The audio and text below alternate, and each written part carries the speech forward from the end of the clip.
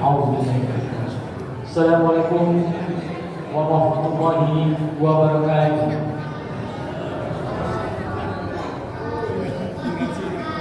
Alhamdulillah, alhamdulillah, alhamdulillahirobbilalamin.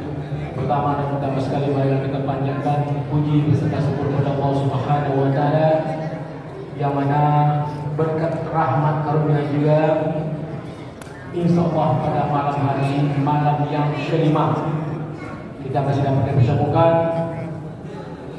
Selawat dan salam yang kita sampaikan kepada Nabi besar Muhammad sallallahu alaihi wasallam dan kepada Allah sallallahu Muhammad wa sallallahu Muhammad. Semoga dia Allah yang akan dimasukkan.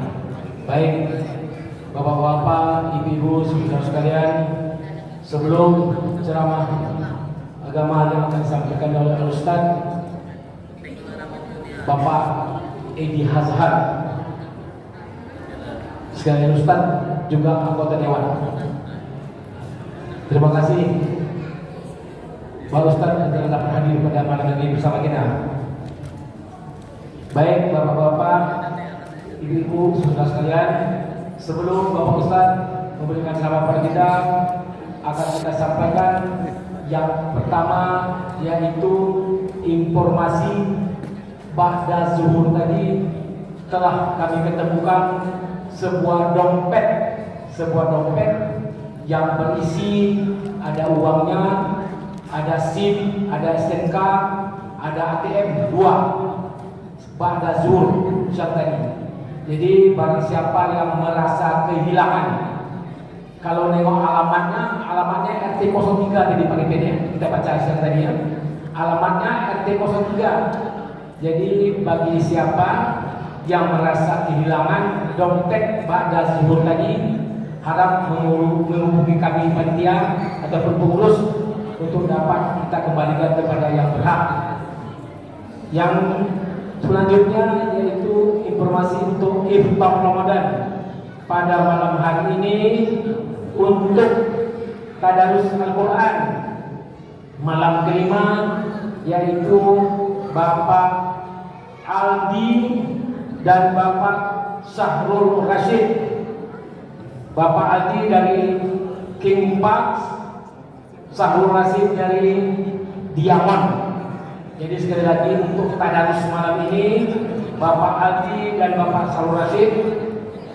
Yang untuk sahur yaitu Bapak Zulwadi beralamat RT 03.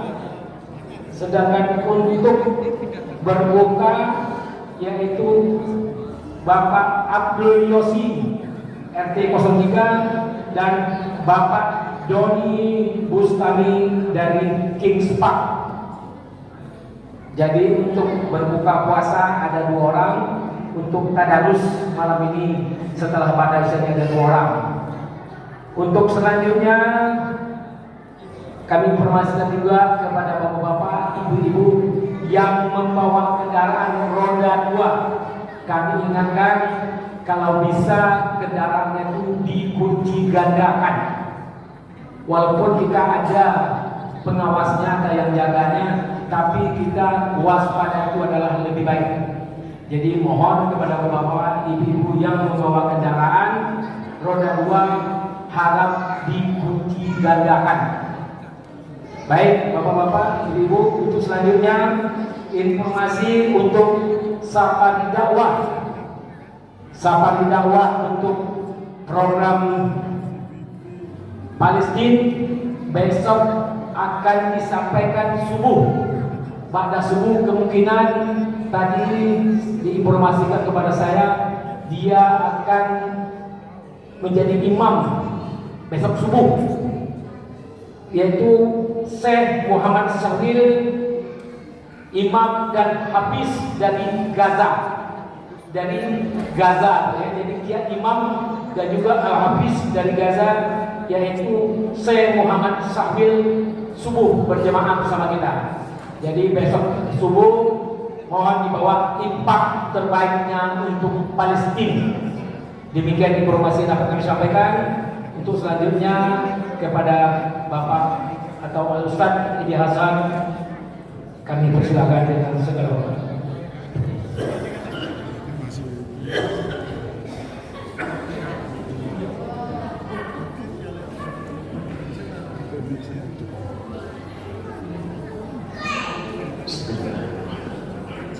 Assalamualaikum warahmatullahi wabarakatuh.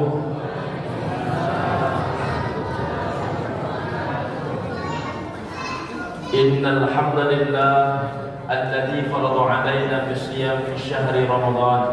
Asyhadu an la ilaha illallah wahdahu la syarika lahul karimul mannan wa asyhadu anna Muhammadan 'abduhu wa rasuluhu al-mab'uts bi asyrafil adyan.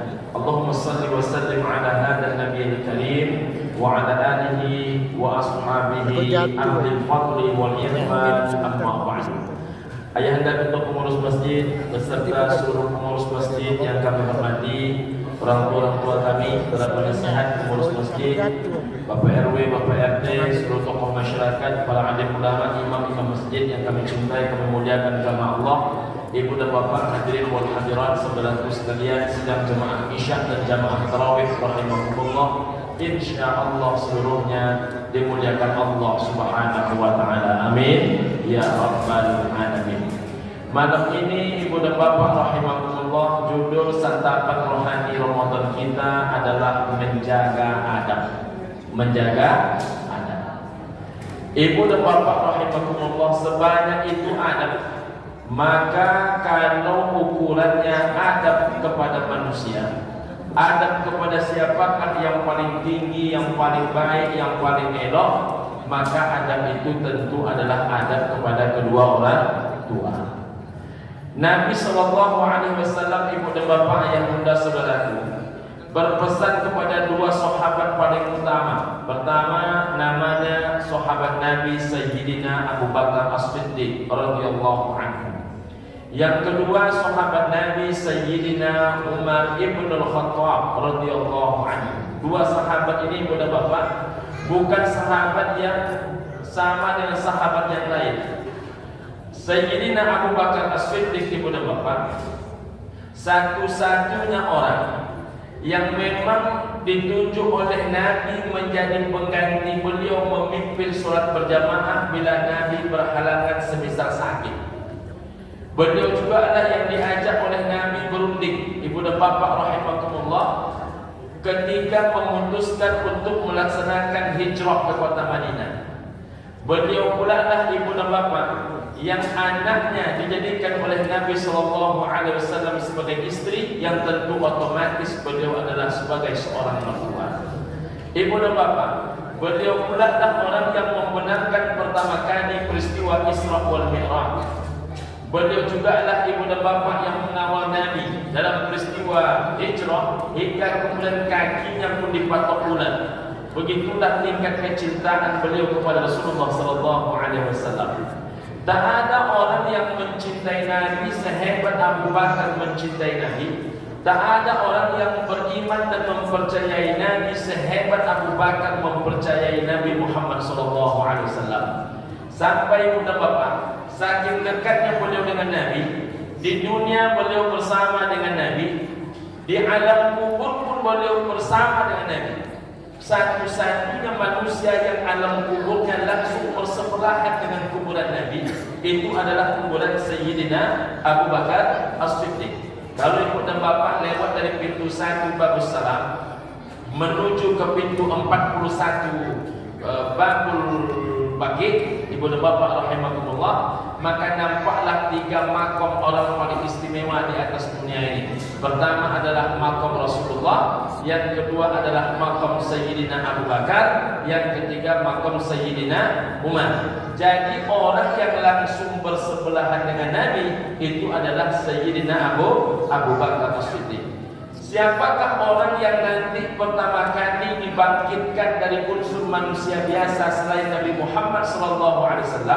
Maka jawabannya juga adalah Abu Bakar As-Siddiq bersama Umar bin Khattab. Ketika ditiupkan trompet sangkakala bahwasanya seluruh orang yang sudah mati dibangkitkan dari alam kuburnya, maka yang menyertai bangkit pertama kali bersama Nabi adalah Abu Bakar dan Umar. Lalu Nabi, Abu Bakar, Umar pergi ke makam Baqi.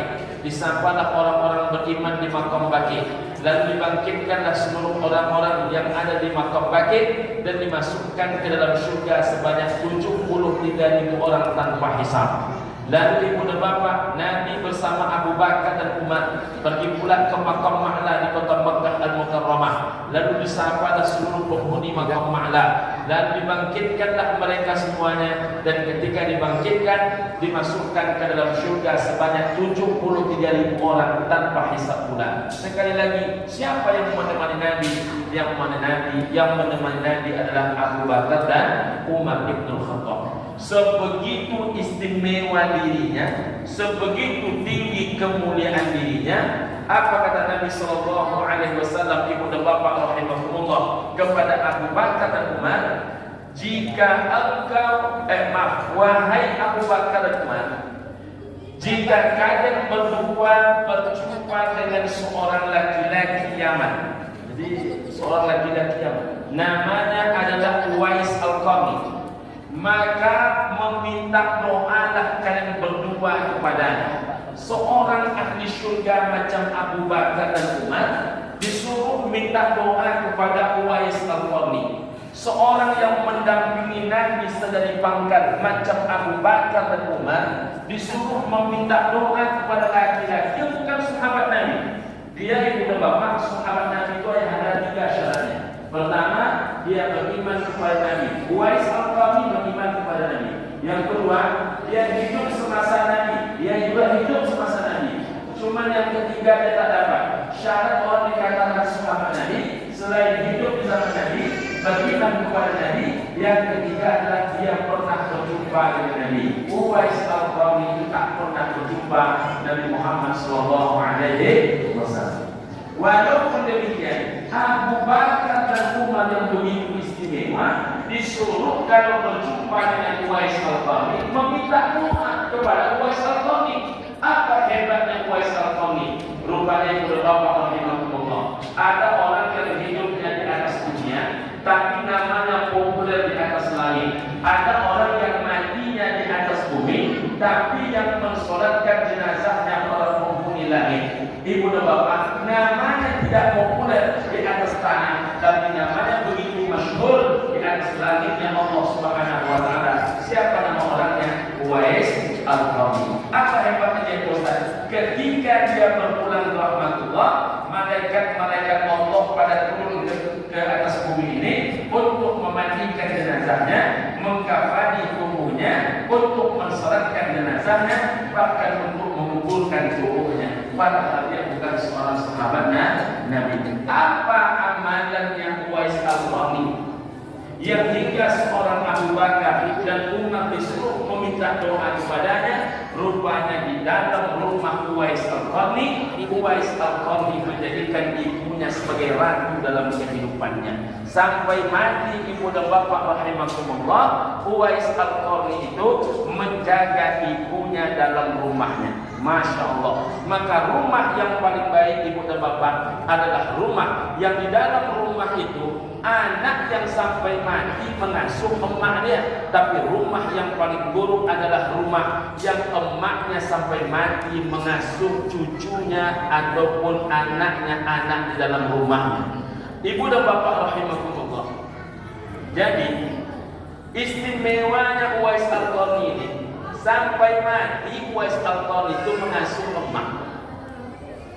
Uwais Al-Qarni itu bukan orang sekolah, tapi sampai mati mengasuh emak. Orang hari ini bapak ibu sekolah, tapi sampai mati emak mengasuh anak.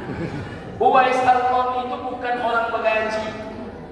Dia adalah orang yang bekerja keras, seorang petani yang biasa kepada bapak rahimahumullah, tapi sampai mati menjaga emak. Hari ini orang tak mau emaknya senang. Makin tinggi gaji emak, makin tinggi gaji anaknya, maka makin bekerjalah emak dalam rumah dia. Semakin sibuk seorang anak, semakin berkarir seorang anak, semakin tinggi pangkat jabatan anak, maka semakin menjadi tukang ojeklah orang tuanya dalam rumahnya. Itulah perbedaan antara rumah orang sekarang dengan rumah Uwais Al-Qarni. Jadi kalau ibu dan bapak nak meniru pula amal ibadah Uwais Al-Qarni, memang tidak populer di dunia, tapi dia populer di langitnya Allah. Maka nama amalannya itu mengasuh orang tua dalam rumah. Jangan pernah menjadikan rumah dijadikan orang tua sebagai pengasuh anak-anak kita. Surga di bawah telapak kaki kedua orang tua kita. Apatah lagi orang tua itu bernama ibu. Surga di bawah telapak kaki ibu. Kalau surga di bawah telapak kaki ibu, jangan pernah menjadikan tangan ibumu tukang cebok anak-anakmu. Ingat, kaki ibumu itu lebih tinggi daripada surga, kata Rasulullah SAW. Kalau kakinya saja di atas surga, bagaimana pula engkau bisa meraih surga kalau engkau menjadikan tangan ibumu hanyalah tukang cebok daripada anak-anak. Na'udzubillah min dzalik. Ini terjadi dalam banyak rumah orang sholat hari ini, maka rumahnya tercabut keberkahan. Ibu dan bapak rahimakumullah, apabila dalam sebuah rumah demi mendapatkan fulus, demi mendapatkan uang, orang rela menjadikan orang tua sebagai pengasuh. Apabila demi mendapatkan harta, demi mendapatkan pangkat, orang rela menjadikan ayahnya menjadi tukang ojek, maka Allah cabut keberkahan hartanya. Maka kalau dia kaya, ada orang yang siap untuk menipunya. Kalau dia berlebih, ada orang yang siap untuk mencuranginya. Tapi kalau orang tua itu mewah dan baik dalam kehidupan anak-anaknya, insya Allah selalu cukup dalam berzeki dihadirkan Allah Subhanahu wa Ta'ala. Apa kata kuncinya? Adab kepada orang tua. Ibu dan bapak, ayah bunda sekalian yang saya muliakan, kalau itu adab kepada orang tua, bagaimana dengan adab kepada qarib kerabat? Ibu dan bapak, tak ada satupun amal yang bisa mengalahkan sedekah, kecuali nama amal itu adalah silaturahim. Tidak ada amal yang bisa mengalahkan meminjamkan uang kepada orang tak berbunga, kecuali nama amalan itu adalah menyambung tali silaturahim. Mana silaturahim yang baik? Silaturahmi itu dua macam, ibu dan bapak. Ada namanya silaturahmi dengan sesama manusia beriman, dengan sesama kaum muslimin, dengan sesama bangsa, senegara, sekampung dan sebagainya. Itu dalam istilah agama disebut silatul ikhwan.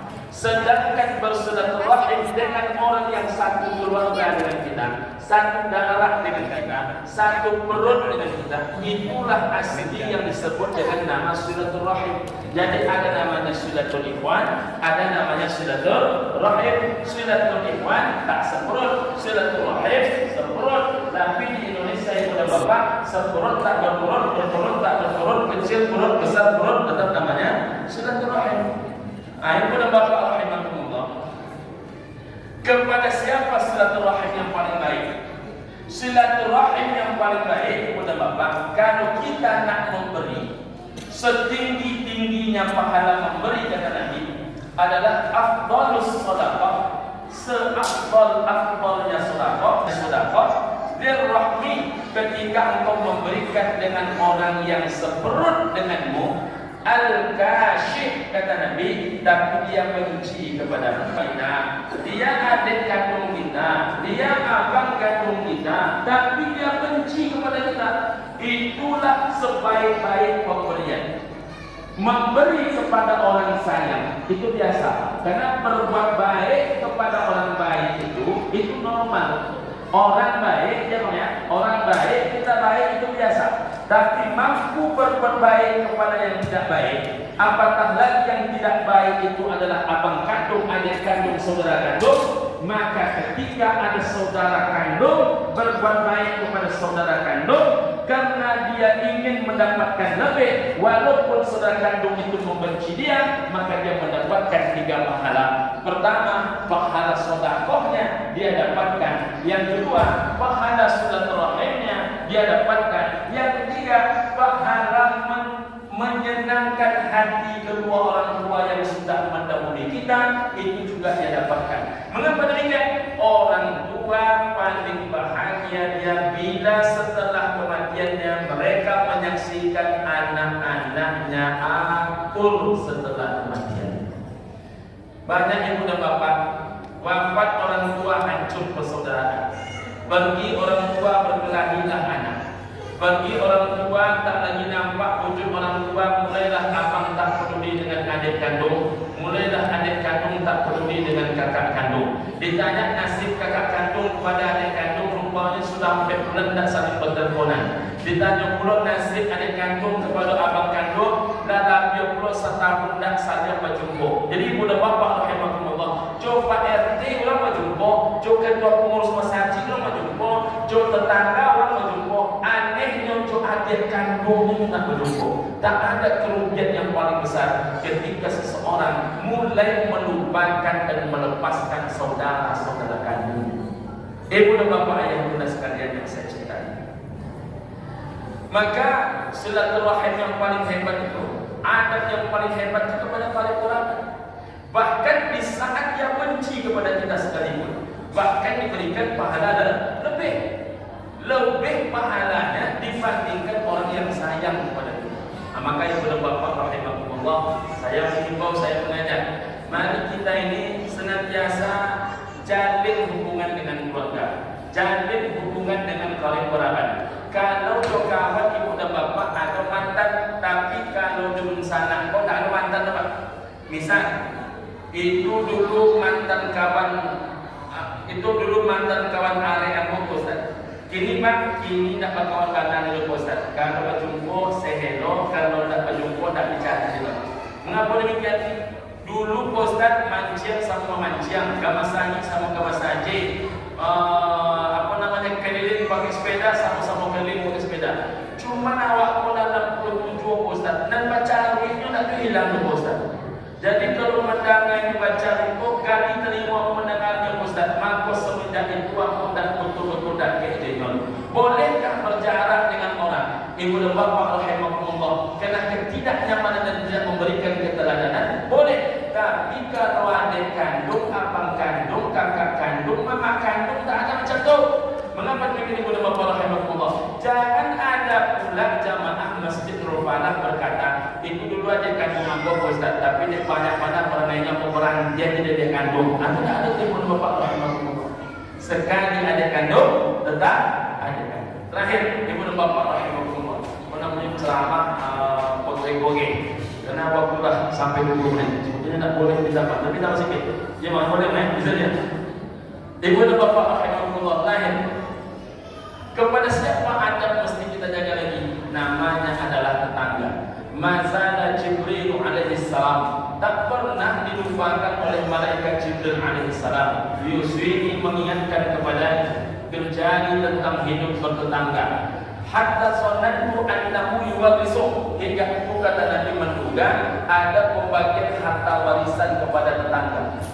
Mana pernah ada orang membagikan harta warisan kepada tetangga? Tapi saking seringnya Nabi Muhammad diingatkan oleh malaikat Jibril, seolah-olah kata Nabi ada pembagian harta warisan kepada tetangga. Seberapa penting hak tetangga itu Ustaz? Al-jaru ahqqu bi syuf'atih.